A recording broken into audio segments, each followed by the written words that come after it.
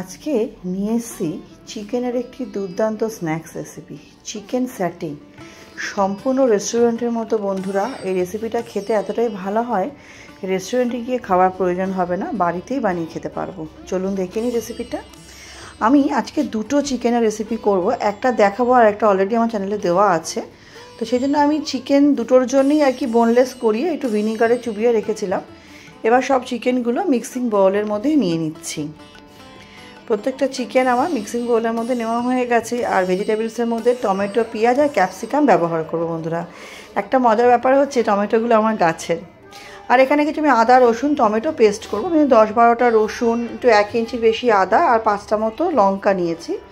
এগুলো আমি এই হামানদিস্তের মধ্যেই থেতো করবো বলে প্রথমে নিয়েছিলাম, কিন্তু মনে হলো যে একটু সময়টা বেশি লাগবে এটা থেতো করতে গেলে।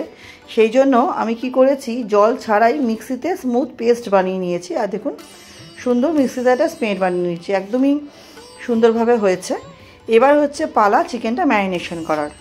চিকেনটা ম্যারিনেট করার জন্য আমি আদা, রসুন, পেঁয়াজের এখান থেকে প্রায় 1.5 চামচ মতো নিয়ে নিয়েছি। দেখুন 1.5 চামচ মতো আদা রসুন আর লঙ্কা পেস্ট নিলাম গোলমরিচের গুঁড়ো 1 চামচ মতো নিয়েছি, কাশ্মীরি লঙ্কার গুঁড়ো 1 চামচ মতো, ধনে গুঁড়ো, জিরে গুঁড়ো দুটোই দিয়েছি আমি 1/2 চামচ করে। দেখুন দুটোই দিয়েছি 1/2 চামচ করে। এবার দেবো একটা লেবুর মানে অর্ধেকটা লেবুর রস আমি দিয়ে দিলাম এর মধ্যে, অর্ধেকটা লেবুর রস। এরপরে দেবো হচ্ছে আমি স্বাদ অনুযায়ী নুন দিয়ে প্রথমে চামচ দিয়ে আমি এই চিকেনের সাথে মশলাটা খুব ভালো মতো আগে মিশিয়ে নেব। দেখুন বন্ধুরা, চামচ দিয়ে চিকেনের সাথে মশলাটা খুব ভালো মতো আমি আগে মিশিয়ে নিলাম। তারপরে আমি দুটো ডিম এর মধ্যে ফেটিয়ে দেবো। ডিম দেওয়ার পর এর মধ্যে আমি বাইন্ডিংয়ের জন্য ব্যবহার করেছি কর্নফ্লোর। কর্নফ্লোরটা আমি এখানে প্রথমে 2 চামচ দিচ্ছি। 2 চামচ দিয়ে ভালো মতো এটাকে আমাকে মেখে নিতে হবে। তারপর যদি প্রয়োজন হয় আমি আরেকটু কর্নফ্লোর দেবো, আমি ব্যবহার করেও ছিলাম পরে আরেকটু কর্নফ্লোর। খুব ভালো মতো এটাকে আমি মেখে নিয়ে ঢাকা দিয়ে ওই মিনিট 5 থেকে 6 মতো এটাকে একটু রাখবো, যাতে মাংসের মধ্যে মশলাগুলো খুব সুন্দরভাবে ঢুকে যায়। মাখাটা কিন্তু বন্ধুরা খুব ভালোভাবে মাখতে হবে। আর আমি এর মধ্যে একটু সয়া সস দিয়েছিলাম। সয়া সস ওই 1 চামচ মতো দিয়েছিলাম, তাতে কালারটাও খুব সুন্দর আসে বন্ধুরা। সয়া সসটা দিয়েও খুব ভালো মতো এটাকে আমি মিশিয়ে নিয়ে তারপরে ঢেকে রেখেছিলাম।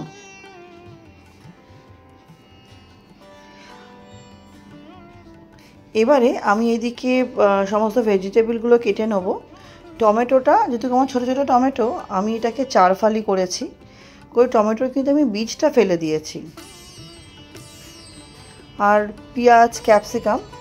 আমি আরেকটা যে রেসিপি করব বললাম, যেটা আমার চ্যানেলে অলরেডি দেওয়া আছে, সেটা হচ্ছে চিলি চিকেন। মানে যেরকম আমরা চিলি চিকেনের মতো পেঁয়াজ কাটি না, যে ডুমো ডুমো করে কেটে সমস্ত খোলসগুলো আলাদা করে নিই, সেমই হবে। টমেটোর পিসটা আমি ফেলে দিচ্ছি। নতুন বন্ধু যারা আমার চ্যানেলে নতুন, ভিডিওটি প্রথম দেখছেন, আমার রেসিপিটি যদি সামান্য হলেও ভালো লেগে থাকে চ্যানেলটি সাবস্ক্রাইব করে পাশে থাকার অনুরোধ রইল। পাশে থাকা বেল আইকনটি প্রেস করে অল নোটিফিকেশানটা অন করে নেবেন, যাতে আমি চ্যানেলে যখনই নতুন নতুন রেসিপি আপডেট করব সবার আগে আপনাদের কাছে নোটিফিকেশান পৌঁছে যাবে। আর পুরনো বন্ধুদের অনেক ধন্যবাদ পাশে থাকার জন্য। দেখুন একটু জল ছেড়েছিল বলে আমার একটু কর্নফ্লোরের প্রয়োজন হয়েছে বলে আমি আরও 2 চামচ মতো কর্নফ্লোর দিয়েছি। দিয়ে এর মধ্যে আমি টমেটো, ক্যাপসিকাম, পেঁয়াজ কিছু ভেজিস এর মধ্যে মেখে রাখবো। এটা হচ্ছে স্যাটের জন্য, কারণ এই ভেজিসগুলোর মধ্যে মশলাটা মেখে থাকলে না খাওয়ার সময় খুব সুন্দর হয় খেতে।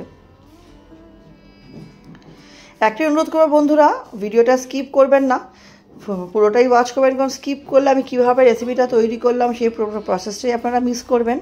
আর অবশ্যই এটা লাইক দিয়ে দেখা শুরু করবেন। 3টে স্টিক নিয়ে নিয়েছি, এর মধ্যে আমি স্যাটেগুলো সাজাবো। প্রথমে আমি পেঁয়াজ দিয়েছি, তারপরে টমেটো, তারপরে ক্যাপসিকাম দেবো। আপনারা চাইলে প্রথমে ক্যাপসিকাম দিতে পারেন, আপনারা আপনাদের পছন্দ মতো সাজাতে পারেন।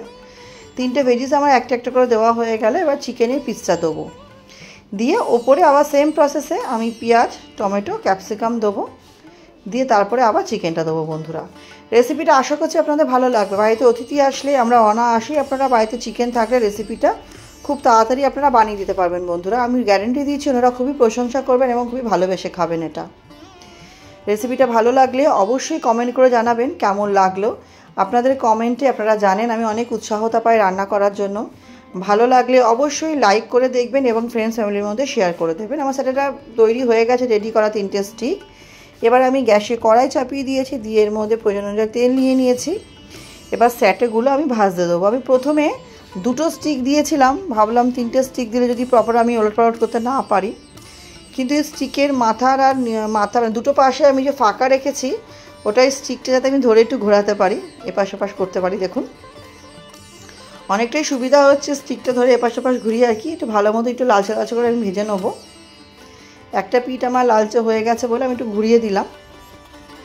ঠিক এরকমভাবে বন্ধুরা গরম গরম চিকেন স্যাটেটা টমেটো সসের সাথে হোক বা মেয়োনিজের সাথে হোক খেতে এতটাই ভালো হয়। আমার ঘরে তো আমার মেয়ে হাজব্যান্ড ওদের প্রচণ্ড ভালো লেগেছে। এবার আমরা তো চিলি চিকেনের জন্য বোনলেস চিকেন থাকেই আমাদের ঘরে, আর প্রায়শই আমরা চিলি চিকেনটা তো খুব কমন রেসিপি আমরা করেই থাকি। তো সেখান থেকে কিছুটা চিকেন নিয়ে অনায়াসে কিন্তু বন্ধুরা এই চিকেন স্যাটের রেসিপিটা করে নেওয়া যায়, খেতে অপূর্ব হয়। আমার 2টো স্টিক ভাজা হয়ে গেলে এবার 3 নম্বর স্টিকটা ভেজে নেবো। 3টে স্টিক ভাজা হয়ে যাওয়ার পর দেখুন বন্ধুরা ভাজা হয়ে গেছে, দেখতে কতটা সুন্দর হয়েছে। এটাকে একটু স্পাইসি করতে আমি একটা গ্রেভি করব, তার জন্য আমি 3-4টে রসুন আর 2-3টে মতো লঙ্কা কুচি করেছিলাম, সেটা কড়াইতে দিলাম। হ্যাঁ, তার আগে চিকেন স্যাটে ভাজার পর অনেকটাই তেল ছিল, তেলটা কিন্তু কমিয়ে নিয়েছিলাম বন্ধুরা। তারপর রসুন আর পেঁয়াজ লঙ্কাটা দেওয়ার পর মনে হলো আরেকটু তেলের প্রয়োজন, তাই একটু তেল দিয়েছি। এটা কয়েক সেকেন্ড হালকা নাড়াচাড়া করলাম। নাড়াচাড়া করে এর মধ্যে দিয়ে দিলাম 1 চামচ সয়া সস, 1 চামচ ভিনিগার সস, টমেটো সস দেবো 2 চামচ। আর বন্ধুরা একটা ভিডিও স্কিপ করে গেছে, সেটা হচ্ছে যে আমি চিলি সস দিয়েছিলাম খুবই অল্প, সেই ভিডিওটা আর কি স্কিপ করে গেছে দেওয়ার সময়। আর আমার কাছে পিৎজা পাস্তা সস থাকে, সেটাও আমি প্রায় 1.5 চামচ মতো দিয়ে দিয়েছিলাম। দিয়ে আমি একটু এটা সামান্য একটু নুন দেবো, দিয়ে এটা আমি ভালো মতো মিশিয়ে নেবো বন্ধুরা। নুনটা অবশ্যই বুঝে দেবেন, খুব সামান্য দিয়েছি আমি। দিয়ে খুব সুন্দরভাবে সসটা আমি মিশিয়ে নিয়ে এবার যে স্টিকগুলো করেছিলাম সেই স্টিকটা দিয়ে আমাকে একটু ভালো মতো এপিটোপিট করে নিতে হবে, যাতে স্টিকের প্রত্যেকটা পার্টেই যাতে এই সসের এই গ্রেভিটা যাতে খুব ভালো মতো মিশে যায়। দেখুন এই সময় আমি 3টে স্টিকই দিয়েছিলাম, তার ফলে অসুবিধাটা কী হয়েছিল, আমার একটু এপাশ ওপাশ করতে অসুবিধা হচ্ছিল, কিন্তু খুব সুন্দরভাবেই হয়ে গেছে বন্ধুরা। এই রেসিপিটা করতে খুব বেশি সময় যদি আপনারা বলেন, খুব বেশি হলে 35 থেকে 35 মিনিট লাগবে, তার বেশি লাগার কথা নয়, কারণ যেহেতু চিকেনটা ম্যারিনেট করা থাকে আগে থেকেই নরম থাকে।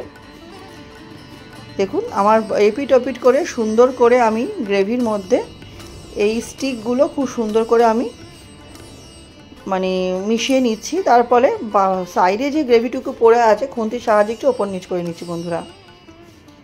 আমার চিকেন স্যাটেটা প্রায় রেডি হয়ে গেছে এবং একটা প্লেটের মধ্যে প্লেটিং করে গরম গরম পরিবেশন করবো বন্ধুরা। কেমন লাগলো অবশ্যই জানাবেন, কিন্তু আপনাদের কমেন্টের অপেক্ষায় থাকবো আমি। এবার প্লেটের মধ্যে নিয়ে অপর থেকে একটু গ্রেভিটা ছড়িয়ে দিচ্ছি, আর লাস্টে গার্নিশিংয়ের জন্য দেবো সাদা তিল। তাহলে বন্ধুরা আমার সঙ্গে লাস্ট অব দি ভিডিওটি দেখার জন্য আপনাদের সকলকে অনেক অনেক ধন্যবাদ। আজকের মতো ভিডিওটা এখানেই শেষ করছি। সবাই খুব ভালো থাকবেন, সুস্থ থাকবেন।